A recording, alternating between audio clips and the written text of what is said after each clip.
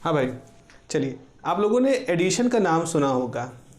Addition एक ऐसे व्यक्ति रहे हैं जिनके नाम पे शायद सबसे ज़्यादा पेटेंट है। बल्ब का आविष्कार एडिशन के नाम पर है।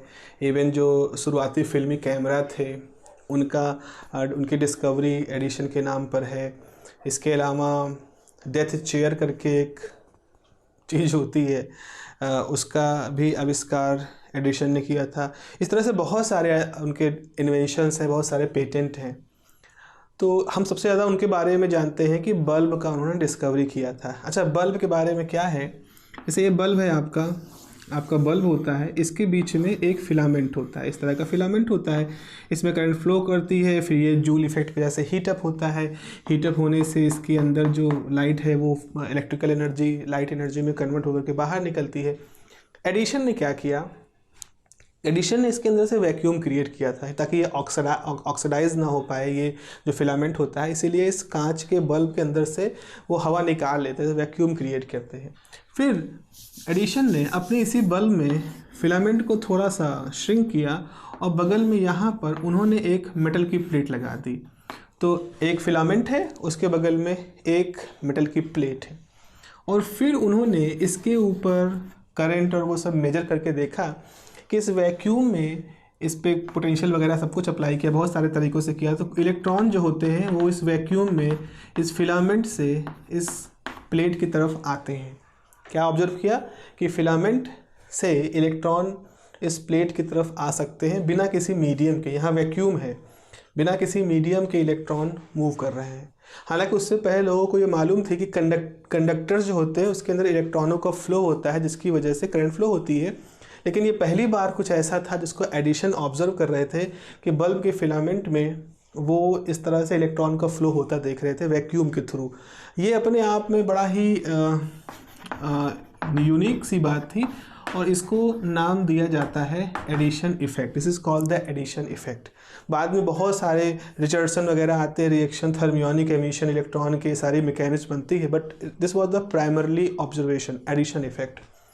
एडिशन के बाद चूँकि बहुत ज़्यादा बुद्धिमान व्यक्ति थे, तमाम तरह के कामों में वो इन्वॉल्व रहते थे, बहुत सारी डिस्कवरीज उनके दिमाग में चला करती थी।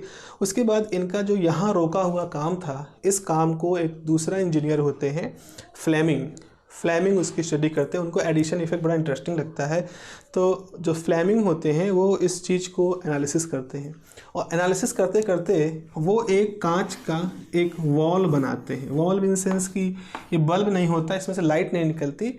इसमें वो क्या करते हैं, दो प्लेटें रखते हैं। एक प्लेट इस तरह से रखते हैं और उसके सामने एक दूसरी प्लेट रखते हैं, और वो इन दोनों प्लेटों के बीच में इलेक्ट्रॉनों के फ्लो के बिहेवियर को ऑब्जर्व करते हैं।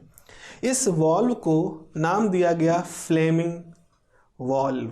ये फ्लेमिंग वॉल्व था, कांच के अंदर वैक्यूम के अंदर दो प्लेटें जिनके बीच में इलेक्ट्रॉन का फ्लो हो रहा। खास बात यहाँ पर ये देख रहे थे कि ये इलेक्ट्रॉन का फ्लो यूनिडायरेक्शनल होता है। मतलब अगर हम इसको खास तरह की प्लस माइनस दें, पोलैरिटी दें, तो उस पोलैरिटी के हिसाब से इलेक्ट्रॉनों का फ्लो हो रहा था। इसी वॉल्व को धीरे धीरे और थोड़ा मॉडिफाई किया गया, इसको और थोड़ा सा एक तरह से कह सकते हो रिफ़ाइन किया गया, और उसके बाद सबसे पहली बार हमारे पास एक बना डायोड वॉल्व बना, जिसमें एक तरफ से इलेक्ट्रॉनों का फ्लो होता था। तो जिस समय हमारे पास पीएन जंक्शन नहीं थे, हमारे पास ट्रांजिस्टर्स नहीं थे, सेमीकंडक्टर टेक्नोलॉजी हमारी डेवलप नहीं थी, उस समय भी हमारे पास डायोड थे। हमारे पास ट्रांजिस्टर की जगह पे ट्रायोड थे। जैसे ट्रांजिस्टर में आप जानते हो तीन टर्मिनल होते हैं, बेस एमिटर कलेक्टर, वैसे यहाँ पर भी चीज़ें थी। तो हम ये उन चीज़ों के बारे में बात कर रहे हैं जो सेमीकंडक्टर आने से पहले इलेक्ट्रॉनिक्स फील्ड में यूज होते थे, इस तरह के वॉल्व। यही वॉल्व आगे आने वाले समय में हमारे लिए मोटिवेशन बने पीएन जंक्शन के लिए।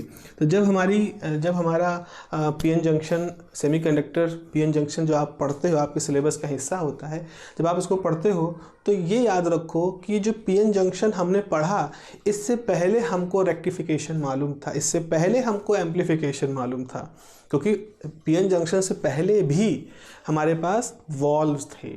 इसी के बीच में एक जाली लगा दी जाती थी, एक तीसरा टर्मिनल बना दिया जाता था जिसको हम ग्रिड कहते थे। इस ग्रिड पर हम पोटेंशियल को कंट्रोल करके बीच में बहने वाली करंट को, फ्लो को कंट्रोल कर सकते थे। बिल्कुल वैसा जैसा कि हमारे पास NPN PNP ट्रांजिस्टर होते हैं, उस तरह से काम हो रहा होता था। तो हमारे पास half wave full wave rectification की टेक्निक पहले से मालूम थी, हमारे पास ट्रांजिस्टर एम्पलीफिकेशन पहले से मालूम था, तमाम तरह के कम्युनिकेशन सिस्टम को भी हम इससे कर रहे थे। यहाँ तक कि जो शुरुआती कंप्यूटर बना था, जो सेकेंड वर्ल्ड वॉर के टाइम जिसको फंक्शनिंग में लोग अच्छी तरह से शुरू किए थे, उसमें भी इन्हीं तरह के वॉल्व का इस्तेमाल हुआ था। इनके साथ प्रॉब्लम क्या थी कि वॉल्व साइज में बहुत बड़े होते थे, इनका बहुत बड़ा साइज होता था। इस वजह से क्या होते थे कि जो कंप्यूटर पहला बना था उसकी कैपेसिटी और उसकी क्षमता तो आज के कंप्यूटरों से तो 1000 लाख गुना कम थी, लेकिन उसका साइज़ बहुत बड़ा था, बिल्डिंगों में आता था। 4-5 मंजिल की पूरी बिल्डिंग में एक पूरा कंप्यूटर का फैला होता था, बिकॉज बहुत सारे वॉल्व वहाँ पर इस्तेमाल करे जाते थे और उनको ठंडा रखने की भी उसमें व्यवस्था करनी होती रहती थी। लेकिन जब PN जंक्शन आए, जब semi conducting technology, metallurgical process develop हो गए, हमने मेटलर्जी के थ्रू, मतलब हमने ये सीख लिया कैसे हम तमाम तरह के ओर से प्योर सिलिका निकाल पाएँ, प्योर जर्मेनियम निकाल पाएँ, कैसे हम उनमें डोपिंग कर पाएँ, कंट्रोल तरीके से डोपिंग कर पाएँ, कैसे हम एल्युमिनियम को मिला पाएँ सिलिका में, कैसे हम आर्सेनिक मिला पाएँ जर्मेनियम या सिलिका में। जब हमने ये सब सीख लिया मैकेनिकल प्रोसेस के थ्रू, केमिकल प्रोसेस के थ्रू, तब हमने क्या किया, हमने PN जंक्शन बनाए। तो PN जंक्शन ने क्या किया, सिर्फ इतने बड़े वॉल्व को एक छोटे से एक पर्टिकुलर कंपोनेंट से रिप्लेस कर दिया। जैसे ऐसा हुआ तो जितनी टेक्नोलॉजी थी वो एकदम से श्रिंक हो गई, क्योंकि इनके जलने की, इनके ख़राब होने की, इनके क्रैक होने की और इनके कांच के डिफ्यूज हो जाने की बहुत सारी दिक्कतें यहाँ होती थी। उन दिक्कतों से काफ़ी हद तक हमको निजात मिल गई थी जब हम PN जंक्शन पाते हैं। तो PN जंक्शन और NPN ट्रांजिस्टर और पॉइंट कॉन्टैक्ट डायोड, ये सब हमारी शुरुआती डिस्कवरीज थी, जिसने एकदम से जो बिल्डिंगों के अंदर स्ट्रक्चर फैला था उसको समेट के कमरों में कर दिया। लेकिन अभी भी बहुत कुछ करना बाकी था। इसके बाद अगला जो ब्रेक थ्रू आता है, वो ब्रेक थ्रू आता है जब हमने चिप बनाने सीख लिए, जब हमने एक छोटे से बोर्ड पर बहुत लेस कनेक्शंस के साथ हमने बहुत सारे NPN PNP transistor and further MOSFET, ये सब चीज़ें बनाना सीख ली। जब हम वो बनाना सीख लिए तो फिर हमने इलेक्ट्रॉनिक्स इंडस्ट्री को एकदम से फैला दिया चारों तरफ। और आज हमारी ज़िंदगी जो इतनी बदली हुई है, अगर हम तुलना करें, इतिहास पढ़ें 50 साल पुराना या 100 साल पुराना, अगर आप चले भी जाओ तो आप पाओगे कि इंसान बहुत आगे बढ़ चुका है और उस आगे बढ़ने में जो सबसे बड़ा साथी उसका रहा है वो इलेक्ट्रॉनिक्स रहे हैं। तो इस चीज़ को हमको इस तरह से पढ़ना है। हमें PN जंक्शन वगैरह जब आप पढ़ें, जब सेमीकंडक्टर को पढ़ें, तो उसको सिर्फ ऐसे ना पढ़ें कि सिलेबस का एक हिस्सा है और बस किसी तरह से इसको पूरा करना है।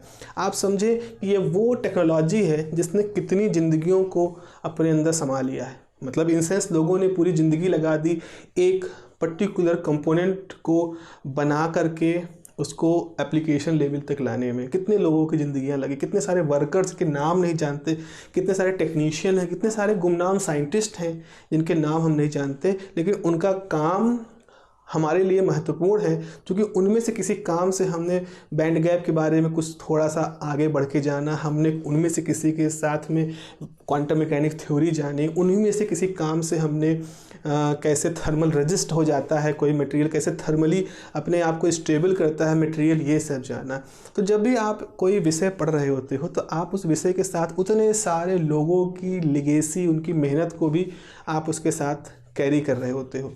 तो जब हम पढ़ेंगे या जब आप इस सब्जेक्ट को पढ़ें तो आप हमेशा ध्यान में रखें इस दिमाग में कि कैसे हम प्रोग्रेस किए, कैसे हमारी जो चैलेंजेस यहाँ से हम इन चैलेंजों को यहाँ कम कर पाए, और जब यहाँ आ गए तो फिर हमारे सामने क्या नए चैलेंज थे, क्योंकि जो नए चैलेंज थे उन्होंने ही हमें आगे बढ़ने के लिए मोटिवेट किया होगा। उन्हीं से बढ़ते बढ़ते आज हम माइक्रोचिप में आ गए हैं। इतनी छोटी एरिया में बहुत इतनी बड़ी मात्रा में अब हम कंपोनेंट ग्रो कर सकते हैं। ठीक है, तो इस मोटिवेशन के साथ हमें ये समझना होगा कि हाउ दिस सेमीकंडक्टिंग एरा, एक पूरा युग की शुरुआत कैसे हुई और कैसे उसने तेज़ी से डोमिनेट कर दिया इस पूरे वर्ल्ड को, यू कैन से कैसे उसने डोमिनेट किया। तो ठीक है, देखेंगे हम लोग आगे के हिसाब किताब में कि कैसे सेमीकंडक्टर्स की समझ हमने डेवलप की और क्या क्या उनकी बारीकियां होती हैं और फिर कैसे उससे ये डिवाइसेस आगे ग्रो की। ठीक है, चलिए मिलते हैं आगे आने वाली क्लासेस में। Have a nice day, take care, bye bye.